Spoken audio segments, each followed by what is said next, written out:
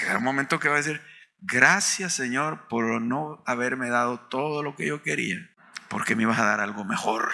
Era a ti, tus riquezas, es lo mejor. Gracias porque tú supiste cómo llevarme, me tuviste que amarrar en etapas de mi vida, porque yo estaba loco, para llevarme a donde tú querías.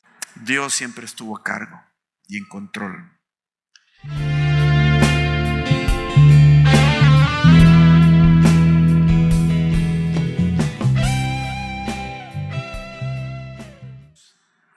Todo apunta al Mesías siempre. Primera Samuel, segunda de Samuel apuntan a Cristo. Pero hoy específicamente yo le he puesto el nombre a segunda de Samuel, el reino total del Mesías, o sea, de Cristo en nuestro corazón. Porque aquí el cuadro es que todo lo que se va a desarrollar en segunda de Samuel somos nosotros. El pueblo de Israel soy yo y tú, dentro del cual se van a dar batallas. Porque aunque ya murió Saúl, el que perseguía a David, el reino de David no llegó inmediatamente. Fue al paso del tiempo, a través de mucha lucha y muchas batallas. Porque el pueblo de Israel no se entregó de forma total todavía a David. Había resistencia. Solamente la tribu de Judá, cuando murió Saúl, sabían que David había sido elegido por Jehová. Solo la tribu de Judá vino y le dijo a David: reina tú sobre nosotros. Pero el resto de las tribus permanecieron sin ceder en terreno. Entonces fue una guerra prolongada. Segundo de Samuel, realmente el libro de Samuel era uno solo. Originalmente se llamaba Samuel.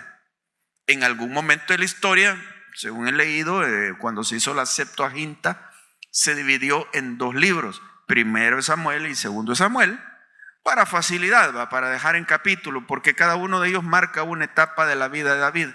Entre primero Samuel, toda la persecución de David, pero ya en segundo Samuel está el ascenso de David ya como rey. Ahora, se llama Samuel, pero Samuel no escribió todo, porque Samuel se muere ahí aproximadamente alrededor del capítulo 25 de primero Samuel. Entonces, ¿quién escribió todo esto? En Crónicas, creo que es primera Crónica 19 dice que todas las cosas que fueron escritas acerca de David fueron escritas por Samuel, por el profeta Natán y por el vidente Gad. Entonces se entiende que el resto, después de la muerte de Samuel, lo escribió Natán y Gad. ¿Cómo leer la Biblia de forma, llamémosle, sintética o panorámica? Es aquello que se le llama leerla de una sola sentada. Leer un libro de una sola sentada. Claro, hay libros que no los va a poder leer de una sola sentada, porque son libros de 40 y pico, 64 capítulos, etc. Pero hay libros cortos que usted puede leer, por ejemplo, Efesios, 6 capítulos, Primera Tesalonicenses, 5 capítulos, y así. Imagínense que usted un día dice: voy a leer Filipenses, 4 capítulos. Entonces usted comienza a leer Filipenses y en una sola sentada se lee los 4 capítulos. ¿Cuál es el beneficio de esto? Que en el mismo rato, digamos, usted va a relacionar el capítulo 1 con el capítulo 4, porque lleva el hilo, agarra el hilo del libro. Y ahí usted va a poder ver cuál era la idea de Pablo al escribir esto y la idea de Dios al escribir. Y va a captar cosas que no las captaría leyendo un pedazo allá de vez en cuando o cada día. Panorámico. Entremos al punto histórico en el cual nos encontramos acá. Para empezar, segundo de Samuel. Saúl murió a final del primero de Samuel. Entonces aparentemente el gran obstáculo para que reinara David era la muerte de Saúl. Espiritualmente, esto es un cuadro de nuestra vida. Saúl representa el viejo hombre que muere y ahora queda el nuevo hombre, Jesucristo, en nosotros. Todo el libro va a ser de guerras. Y las batallas que se dan es como las batallas que se dan dentro de nosotros, entre la carne y el espíritu. Como habla Gálatas, dice: porque los deseos de la carne son contra el espíritu, no, son incompatibles. Ahí no podría reinar Saúl y David al mismo tiempo. Tenía que morir uno. Los deseos de la carne son contra el espíritu y los del espíritu son contra la carne, de modo que no hagáis lo que queráis. Y eso nos está dando a entender que va a haber una gran batalla dentro de nosotros, porque son incompatibles los deseos. Allá nosotros, al entender la vida espiritual, nos damos cuenta que lo que Dios quiere es fomentar la fuerza del espíritu en nosotros contra la carne. Pero la Biblia nos ubica que hay cristianos carnales y espirituales, ¿verdad? Cristianos carnales son cristianos que son salvos, sí, pero que más se desplazan, no han madurado, entonces más siguen lo que ellos quieren, o sea, su carne, o lo que nosotros queremos. Yo me ubico ahí. El punto es que el espíritu sea preponderante en nosotros. Ahí está el cuadro. Ahí vamos a ir derivando muchas lecciones en ese sentido. Yo quiero comenzar esto con un pasaje bíblico hermosísimo. Para mí es fabuloso. De las últimas palabras de David.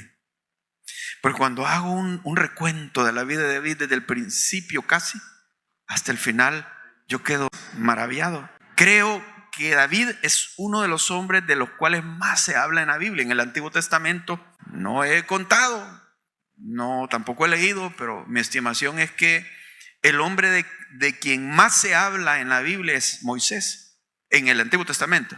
De quien más se habla tomando en cuenta la historia de él y tomando en cuenta lo que él escribió es Moisés, y el otro es David.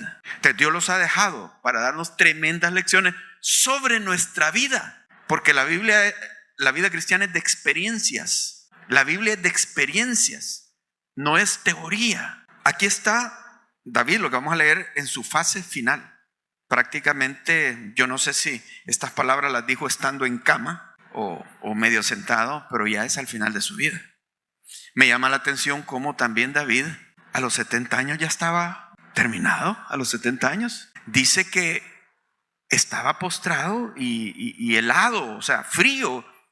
Tenía frío, que la historia dice que le consiguieron una muchacha. O sea, lo casaron ahí ya bien viejo para que lo calentara así. Pero no la tocó, no le hizo nada. Pues así dice la Biblia. Yo no estoy inventando. Así fue, eso es lo que dice. A los 70 años, yo digo, wow, yo tengo 69 ya. En cambio habla de Moisés y que lo describe como un hombre fuerte en su vejez. Y describe en el Deuteronomio, hermano, el último día de la vida de Moisés, hermano. Le dio un discurso tremendo al pueblo de Israel. O sea, ya ni sin cuidar qué van a pensar de él, les dijo una serie de cosas. Y les compuso un canto. Y hizo que cantaran ese canto ese mismo día. Y subió al monte. Y todo el pueblo vio cuando él subió. Y la Biblia habla que iba perfectamente fuerte el hombre a los 120 años. Y ahí se despidió de ellos. Y se fue, se perdió. Y nadie supo más de él, en qué tumba, a dónde quedó. Bueno, la historia sigue de otra manera, pero otra cosa. Pero David no, a los 70. Y uno se pregunta, ¿qué pasó con David? Wow. Quizás, digo yo, tanta guerra, tanto deterioro, quizás lo que él sufrió después de su pecado, todo eso influyó en la vida de él y se acabó no tan viejo, digamos. Pero vamos entonces aquí a 2 de Samuel y veamos las últimas palabras en el capítulo 22, capítulo 23, versículo 1. Se llama Últimas Palabras de David. Dice así, qué precioso. Estas son las palabras postreras de David. Dijo David, hijo de Isaí, dijo aquel varón que fue levantado en alto, el ungido del Dios de Jacob, el dulce cantor de Israel. El Espíritu de Jehová ha hablado por mí y su palabra ha estado en mi lengua. Si nosotros recordamos, este era un muchacho menospreciado por su papá y por sus hermanos. Nunca nadie pensó que él iba a ser levantado por Dios. Y lo describimos acá, o él es tan honesto y sincero que compuso una cantidad de salmos donde él muestra su alma tal como es. Salmos escritos en la intimidad de sus batallas. Y lo vemos como un hombre con el cual nos identificamos. Y yo espero que usted se identifique, ser humano, con angustias, con temores, con luchas, con el pecado, con enojo, con tristeza, con llanto, con lamento. Los salmos nos dejó una tremenda herencia, un tesoro, los salmos. Este es ese David, que digamos que los salmos son el libro que queda en medio de su Biblia.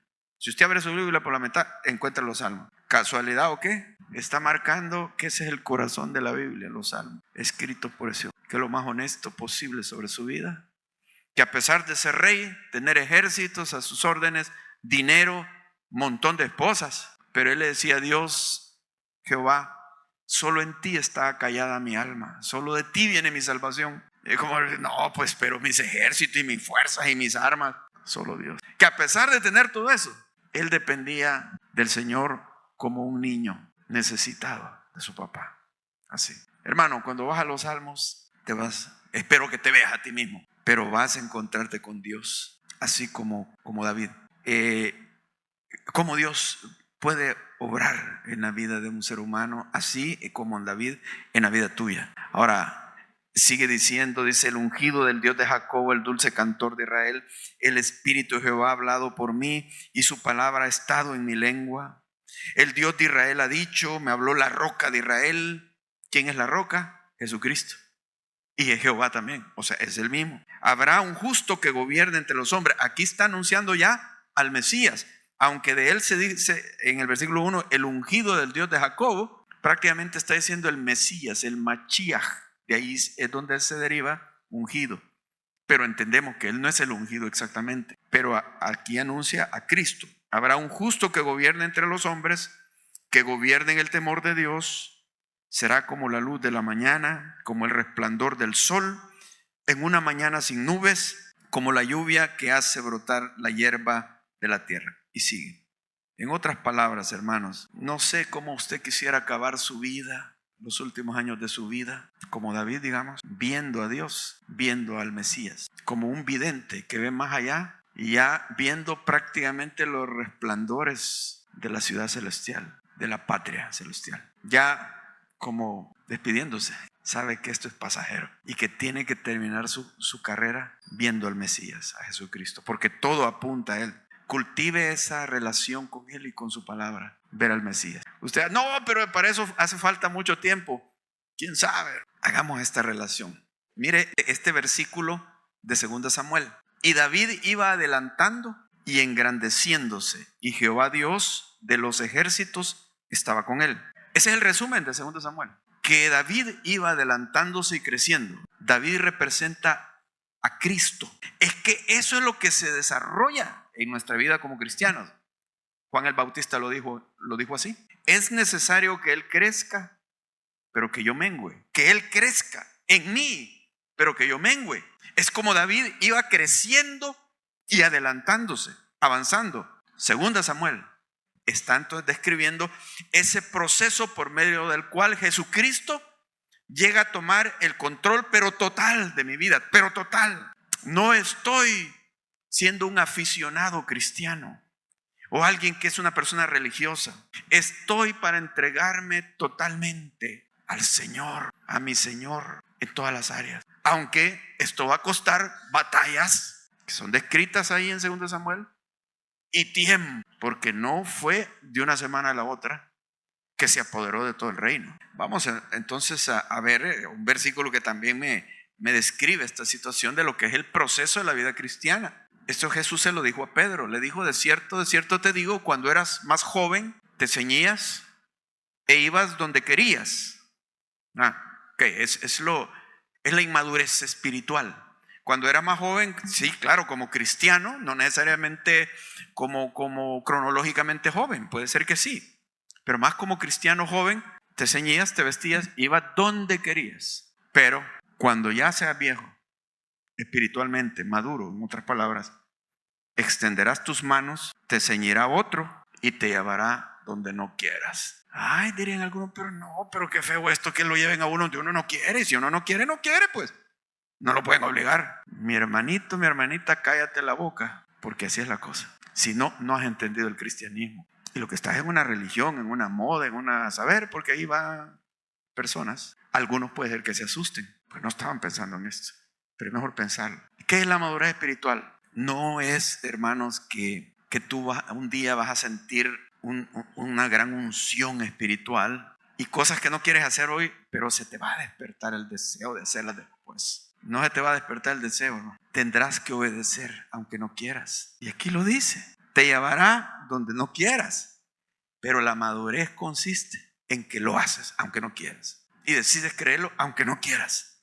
y decides caminar aunque no quieras. Esa es madurez. Pero el joven espiritual que dice aquí hace lo que quiere, lo que sea para su comodidad, para su conveniencia. Esto sí, esto no. Vaya, yo le obedezco en esto al Señor, pero en esto no. Maduro espiritual es, tú lo dices, Señor, obedeces sin entender. A lo que voy con esto es que Dios se va manifestando pidiéndonos, corrigiéndonos, redarguyéndonos, pidiéndonos lo que Él quiere. Y esto dijo, dando a entender que con qué muerte había de glorificar a Dios. Y añadió, sígueme. O sea, porque vas a morir por mí, aún así quieres seguirme.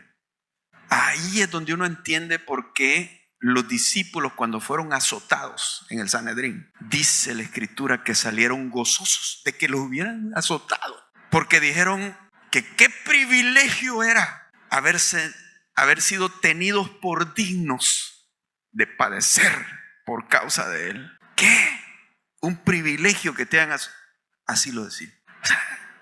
Es otra dimensión, pues. Pero es que se había entendido el asunto. Es así, vas a dar la vida. Claro, uno puede decirle, Señor, pero yo no tengo fuerzas para hacerlo. Sí, Él lo sabe. Lo que Él te pida, mira, Dios lo que quiere es que seas sincero y honesto. Él te va a dar las fuerzas. Él va a tomar el control, Él te va a ayudar. Pero que no te resistas, que lo entregues. Le digas, Señor, yo tal vez no soy capaz de ciertas cosas que no me gustan, no es mío eso. Sí, tú no eres capaz. Depende de mí. Entrégalo. Esto es ahí donde se hacen las maravillas de Dios, cuando es una entrega total. Así que no nos extrañemos, sintámoslo en realidad como un privilegio y una gracia de Dios que busque que seamos enteramente para Él y no para nosotros. Hay 3 etapas aquí en la vida de David. La primera es la preparación, es 1 Samuel. Es un rey escogido, pero esto tiene relación contigo porque tú eres un rey escogido, también ungido ya. Dice que nos ha hecho reyes y sacerdotes. Tienes propósito y te escogió antes de que nacieras, pero bajo persecución ha estado en 1 Samuel. Ha experimentado muerte porque aquí, aunque Jesús lo escogió, no ha gozado de los deleites de ser rey, de las grandes comidas y riquezas. Más bien le ha tocado ser perseguido. ¿Qué te está tocando a ti? Esas riquezas y esas cosas no son para esta vida. Aquí te va a tocar como los seguidores de David, que andaban de cueva en cueva. Cuando se le unieron aquellos 400 hombres, podrían decir, ¿a dónde están los camarotes, David? ¿Dónde vamos a dormir? No hay. Ahí escojan el lugar que más les guste, la piedra que más les guste para almohada. Aún así se quieren quedar. Arriesgaron sus vidas a la muerte. A veces hay días que no tenían que comer, pero lo seguían, sabiendo que aquí no es nuestro reino y estamos sembrando para el futuro. ¿Qué tal, hermano? Te decides, ese es el rey. Preparación. Pero viene la segunda etapa, es el reinado. Ya entramos aquí a 2 Samuel. Aquí sucede que esta es una toma gradual del reinado. Solo la tribu de Judá vienen y se ofrecen. Y dice la Biblia, que hubo una larga guerra contra el resto. Porque Abner toma el poder, el general de Saúl, y designa a uno de los hijos de Saúl, a Isboset, que sea el rey, para hacerle la contra a David. Eso significa que aún en nuestro interior, hermano, Cristo no toma el control inmediatamente. Todavía tenemos cosas terrenales que luchan contra el reinado de Jesucristo dentro de nosotros. Nuestros temores, nuestra comodidad, nuestro yo, nuestro ego, nuestras tentaciones, nuestro orgullo, todo eso lucha en contra de Jesucristo. Pero ahí está Él haciendo la obra. Eso se toma tiempo. La madurez se toma tiempo y muchas batallas. Entonces, cuando Dios te permite vivir situaciones donde eres quebrantado, es una batalla donde Él va quebrando el poder del yo. Y cada vez vamos convenciéndonos de entregarle las cosas al Señor Jesucristo, porque en eso consisten las diferentes batallas y problemas que tenemos nosotros. Es para vencernos, es para llevarnos al punto de ya no depender de nosotros, sino de Él, de entregarlo todo a Él. Eso es lo que hay debajo de todas las batallas y problemas que tenemos. Así que toma gradual, pero victoria total. Llegó un punto ahí donde David derrotó a todos los enemigos. Llega una cumbre en Israel, donde ya nadie podía hacer frente al pueblo de Israel, porque estaban bajo la autoridad de David. Cuando Cristo toma el control, hay victoria, hay plenitud, y lo lleva a esto. Otra cosa, la caída.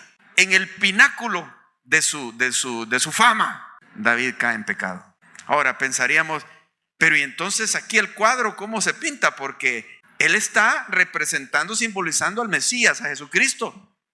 Pero Cristo nunca cayó en pecado. No, hermano.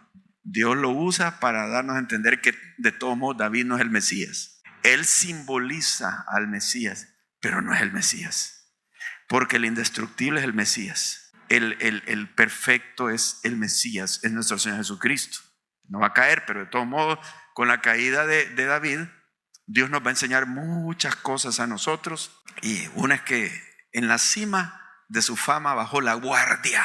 Dejó de ir a la batalla, dicen, en los tiempos que los reyes salen a guerra, él se quedó. Y en la tarde ahí paseando, no tenía nada que hacer, hermano. Que después del cafecito, el pan dulce, después de dormir, vio a una mujer que estaba bañándose en un patio de una casa. La codició, cayó con ella, la dejó embarazada. La historia se va a contar después más en detalle. Terrible.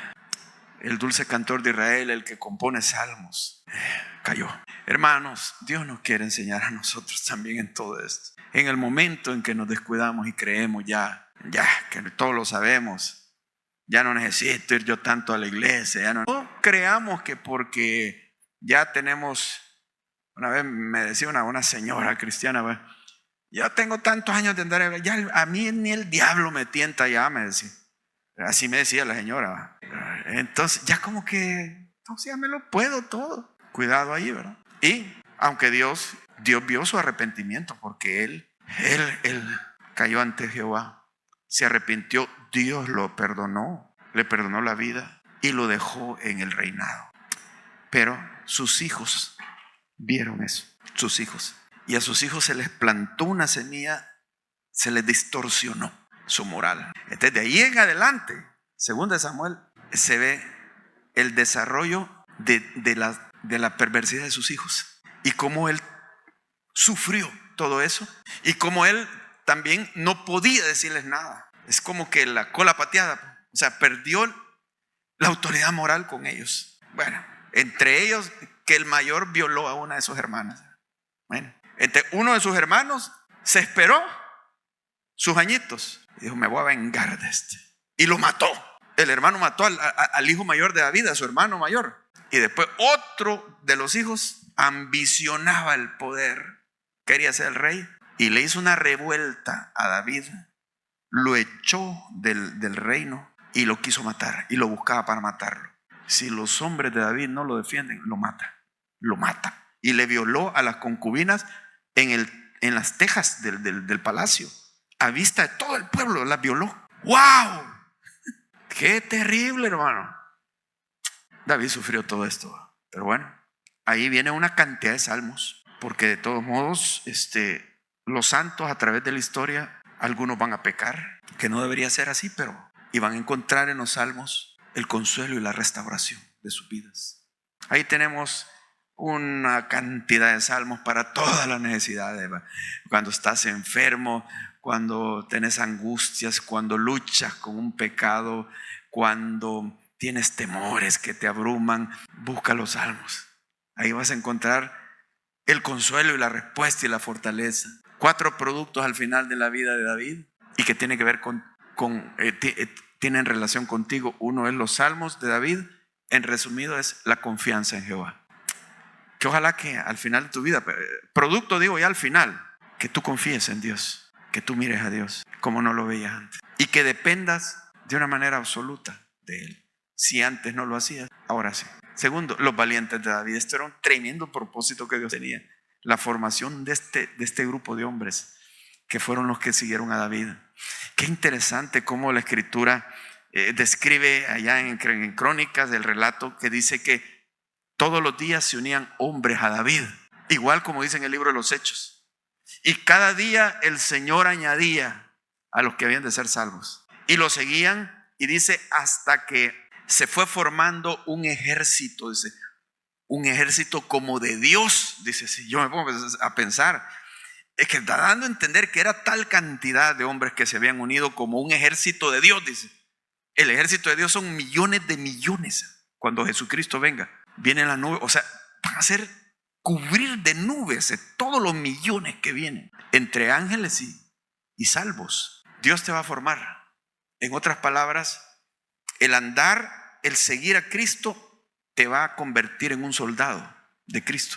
Que somos ovejas, cierto, y siempre somos ovejas, pero también hay que conocer esa otra faceta de ser soldados. Porque si dicen, no, yo quiero ser ovejita, que el Señor me comprenda, sí, que yo peco, que yo hago, que yo no quiero hacer esto, que allá, pero el Señor es mi pastor.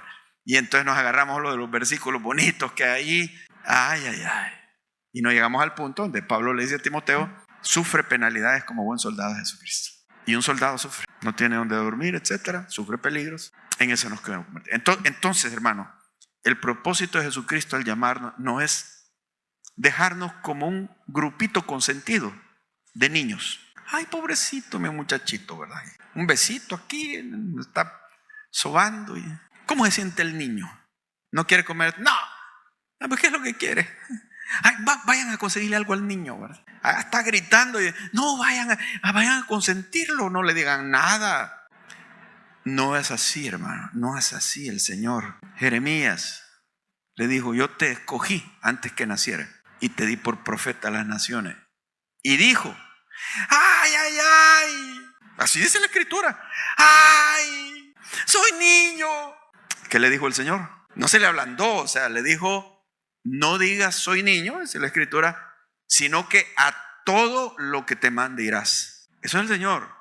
Ahora, ¿hemos entendido a lo que nos hemos metido, hermano? Pues es que algunos no han entendido. ¿Que Dios es tierno? Claro. ¿Que Dios es amoroso? Claro. Pero no confundamos, ¿verdad? Dios tiene sus propósitos y nos lleva a través de eso para que llevemos fruto y de madurarnos. Viene uno y le dice, Señor, te seguiré. Sígueme. No, pero primero deja que me despida de los de mi casa. O sea, les voy a pedir consejo a ver si están de acuerdo que te siga o no. Jesús le dijo, ninguno que pone la mano en el arado y mira para atrás es apto para el reino de los cielos. ¿Cómo te sentirías tú?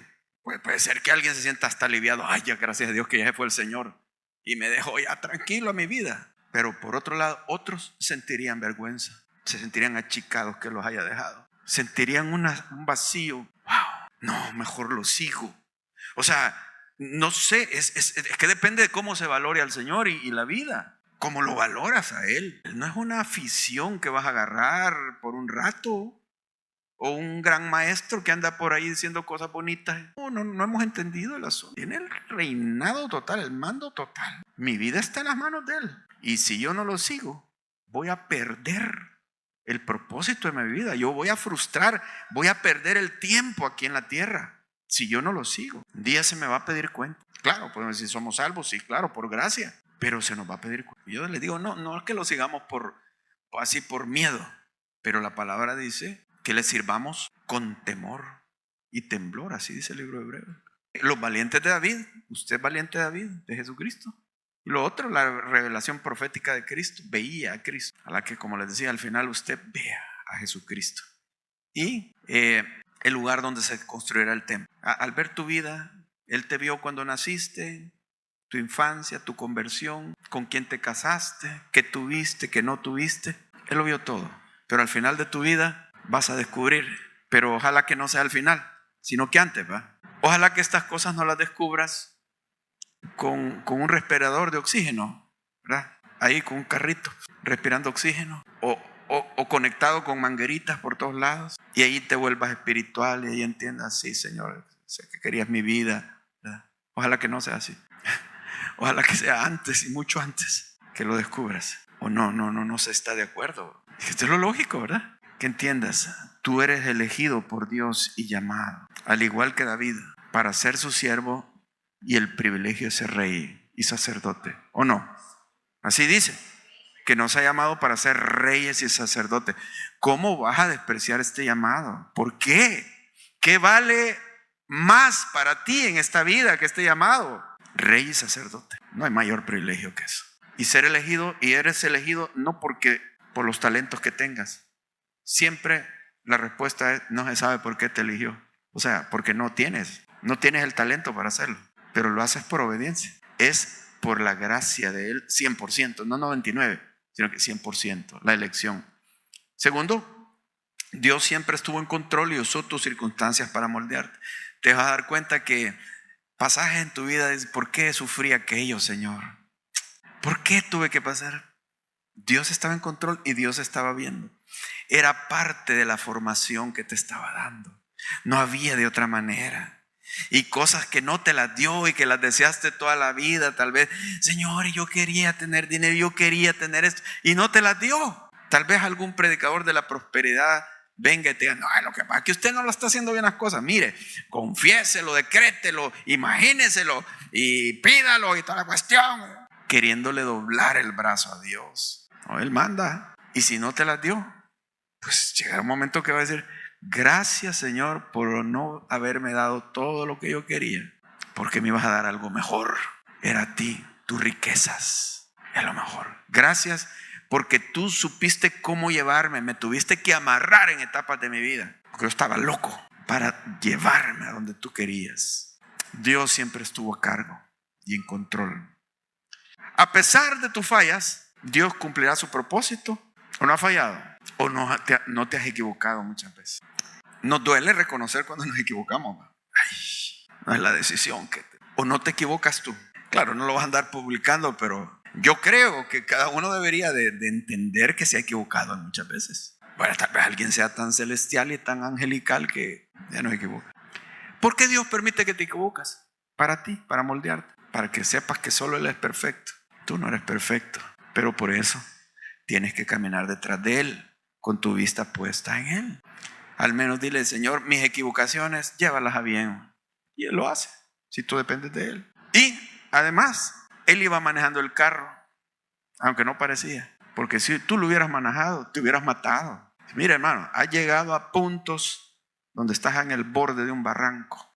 Tú no lo sabías. Y en su misericordia te puso la mano para que no te fueras ahí. En todos los sentidos. Físico, financiero, moral, espiritual, lo que sea. Matrimonial quizás. Te tuvo misericordia de ti. Yo creo que deberías de estar agradecido con todo el alma, con Él, de todo lo que te ha librado. Yo creo, hermano, que cuando lleguemos al cielo nos va a hacer un recorridito Él. Nos va a mostrar nuestra vida. Wow. Ahí no, así nos va a preparar para el cielo. Porque todavía vamos algo terrenalones. O sea, sí somos cristianos, pero todavía hay algo ahí, ¿verdad? Con lo que luchamos. Pero allá te va a preparar. Mira, aquí estabas naciendo. Yo estuve contigo. ¿Me ves? Ahí estoy en la habitación. Y ahí estaba, Señor. Sí. ¿Cometiste aquellos errores? Sí. No me lo muestres, porfa.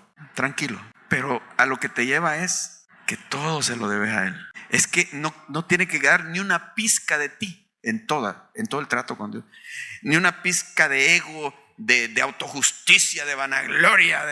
Y si te han aplaudido aquí en la tierra, no confíes, hermano. Es que delante de Dios, no delante de los hombres, porque a los hombres los podemos engañar.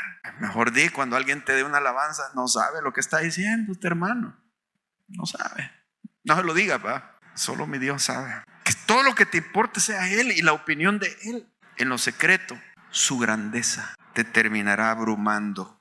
Mire, el caminar con Dios cada vez es que te das cuenta de su grandeza, que es más de la que tú creías hace 20, 30 años. Que cuantas veces dudaste era porque no conocías su grandeza. Cuántas veces le cuestionaste y hasta ganas de pelearte con Él te dieron. No conocías su grandeza. Mejor darse cuenta ahora. Vas a disfrutar la vida. Vas a vivir en su plenitud. Dios nos ayude, ¿verdad, hermanos? A ser blanditos, ser moldeados para que Él tome el control. Vamos a orar.